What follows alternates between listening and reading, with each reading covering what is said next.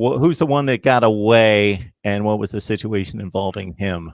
It wasn't necessarily that he was penciled in to be a Miami Hurricane, but the one that hurts the most in like the last decade is Dalvin Cook from Miami Central.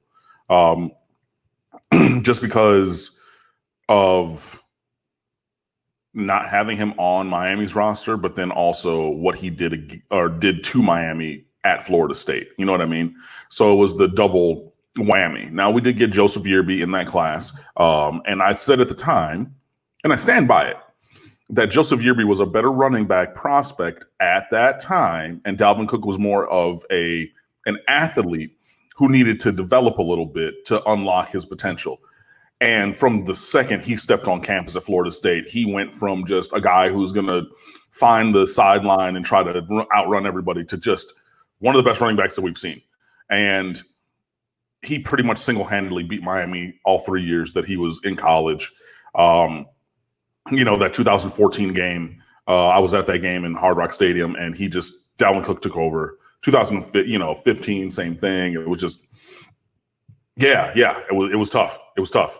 So missing out on him, and not even just missing him, because it'd been one thing if he went to Alabama, not even Clemson, Alabama, Georgia, somewhere that we're not playing them every year, it would have been one thing. But just to see him on the other sideline and on the other team's offensive formation and then just gashing us time after time after time, that's the one for me recently that hurts the most. Obviously, if you want to talk about decommitments and flips, there's tons and tons and tons. If you go back to when I was in college, you have Kyle Wright, who was a 5-star quarterback recruit coming from California. Everybody thought he was just going to be the next Ken Dorsey, because Ken Dorsey was like, a 4-star recruit, but you're like, hey, this is the best quarterback in America.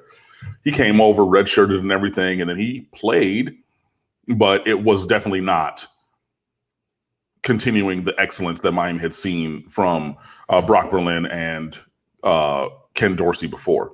And this is the thing. And like last week, I know that we waxed poetic for a while about, Clemson hitting, enjoying and striking while the iron's hot. Missing on Kyle Wright's career tanked Miami.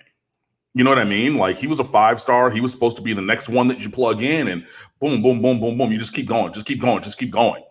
You miss on the one guy, and that hurts. We talked about that Matthew Thomas situation where we pretty much thought that he was coming here, and he went to Florida State. And then after he signed at Booker T. Washington that day, he said, USC was my second. Miami was like fourth. And then that obviously had the trickle-down effect of you didn't go after Sky Moore, and he ends up going to South Carolina, having a good career. I'm sure that there's other guys that I'm forgetting. All of the corners and DBs that have gone to SEC schools recently. Your Tyreek Stevenson at Georgia, your Pat Surtain Jr., your Josh Jobe, your those guys. All these wide receivers. Amari Cooper.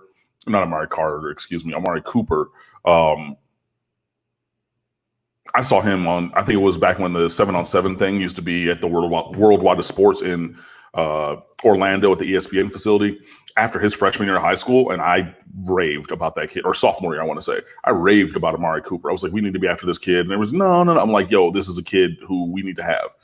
But I'm missing on him, Jerry Jeudy, Grandpa Ridley. That's my nickname for Calvin Ridley, because he turned 20 as a high school senior before he actually went to Alabama, which is a verifiable fact.